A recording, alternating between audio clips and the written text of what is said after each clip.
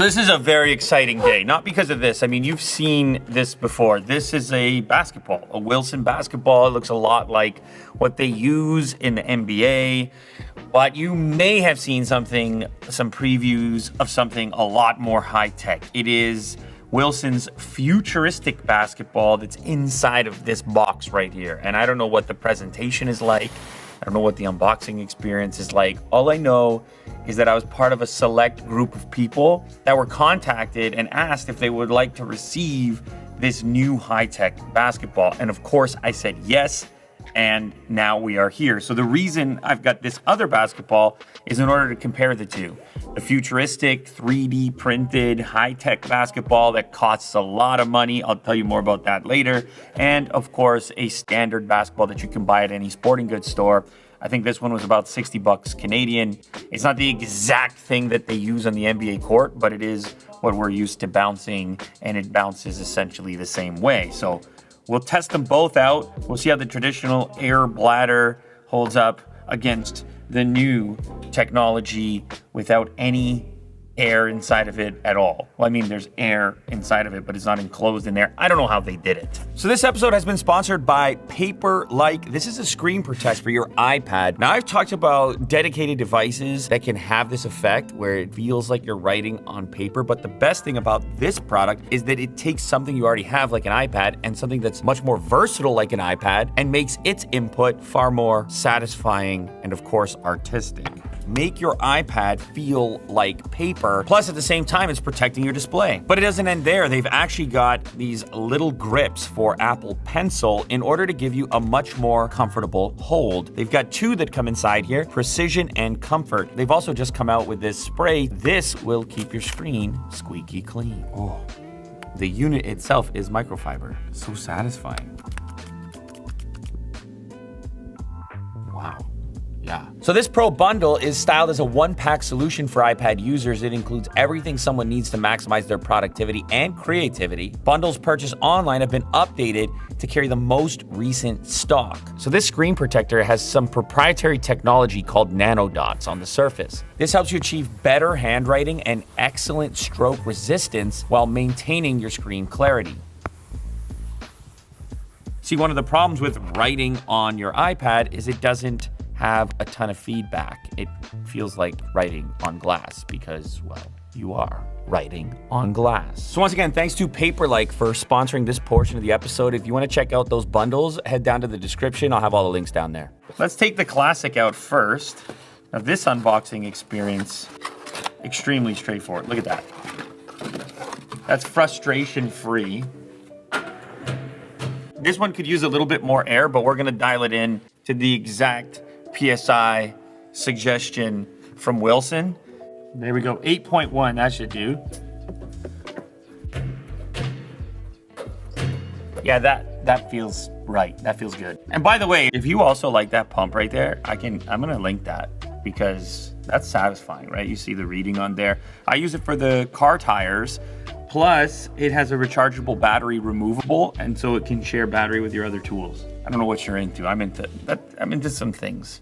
Here we go. It is time for us to finally get our hands on something that was teased for a while. I don't even remember the first time that this was shown off, but I wanted to get my hands on it ever since I first saw it. Like, I saw the laboratory in which they were developing it, some of those initial prototypes. I'm surprised it's even a real product. Like, I didn't know if it was gonna be more of a concept car type thing that then would eventually change and trickle its way into the store for some like budget price, like a toy. Like, I just didn't know what it was gonna end up being, but it's kind of the opposite. They're like, no, this is regulation basketball behavior and it's gonna cost you a lot of money. Wow. And it starts with the special case. Imagine buying a basketball that comes in its own suitcase briefcase.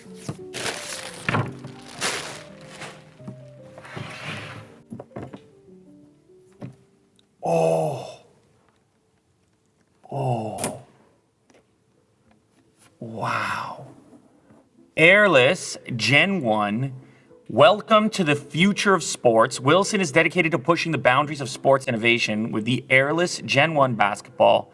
This moment marks a historic achievement, and we hope it fills you with the significance it holds in the world of basketball. This is kind of like a collector's item at this point. Like, look at this.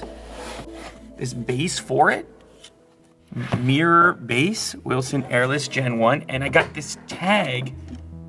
That's so cool. Unbox Therapy custom tag with the basketball pattern. Okay, let's get the ball out. Look at this.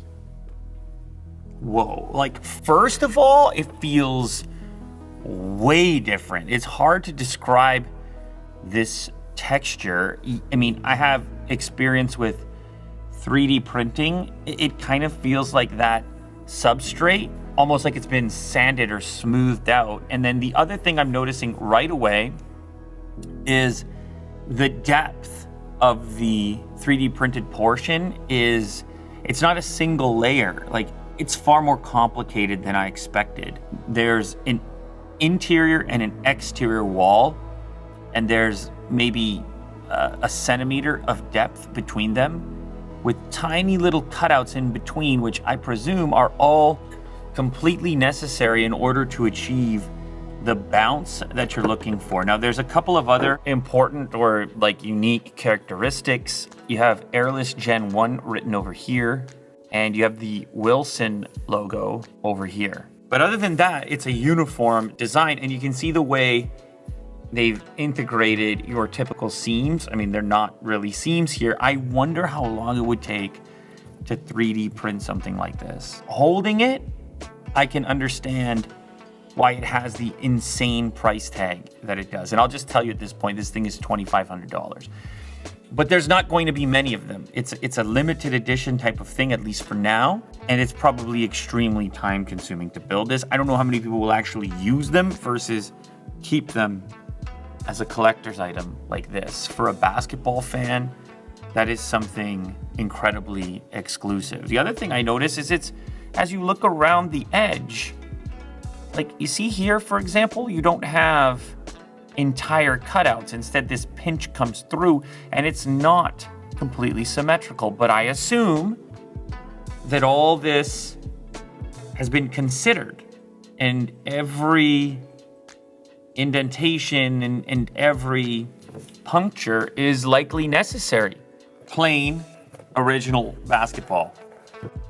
New, Airless, Gen1. And I think they wrote Gen1 on purpose in order to imply, hey, we're not done here. We're releasing this for the super fans. This is going to be a developing space. At the moment, the feel advantage goes to the traditional Wilson basketball. The tech advantage and the Airless advantage obviously goes over here. So let's go ahead and bounce. What? Okay, first things first, the sound. This didn't come through to me on the other videos that I watched. The sound.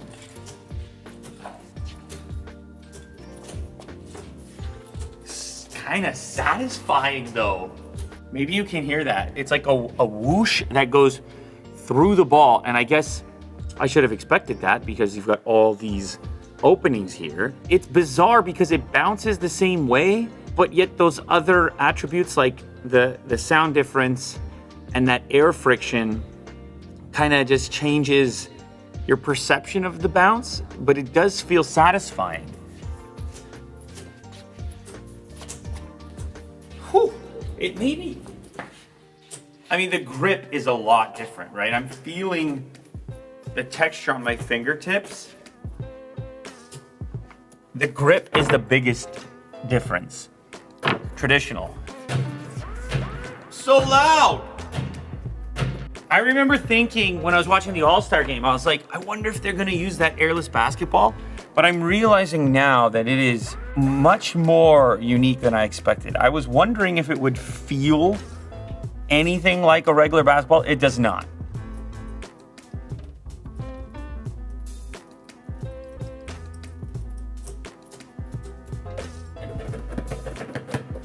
They bounce almost exactly the same way. Just your other senses are all screwed up as to, wait a second, shouldn't that have a louder sound in order to bounce that way? But it doesn't. Will, you want to try? I don't know if it's intentional, but there's like a rough surface to it. Yeah, like a proper 3D printed object. Whoa. It feels like not a basketball. It doesn't feel like it, but I know it behaves like it. Whoa. Like Whoa. it bounces the way that it should. It's almost like the characteristics don't match up in your mind because you've bounced so many balls in your life. Soccer, volleyball, basketball, you know what they feel like. It smells different too. Well, yeah, I mean, it smells like the future. That's the thing, is the feedback is the same as a basketball. So you don't need to look at it. You don't need to guess where it's gonna bounce. And the crazy part is it has no PSI. There's no PSI. And then the question becomes, where are the barriers and boundaries for this? What happens if you're outside versus inside? What if it's hot? What if it's cold? What does the sun do to it? Like, If it's wet. it's a lot of questions. Would it eventually get discolored? So obviously I can't test the PSI of something like this for obvious reasons. There's no air in it. But what I can test is the weight and see how that compares to the other ball I've got over there. So first, actually, let's get the weight of this ball. And remember, this is inflated to just over 8 PSI. That is just under 600 grams. NBA basketball weight in grams. Oh, here we go. An NBA basketball is 624 grams.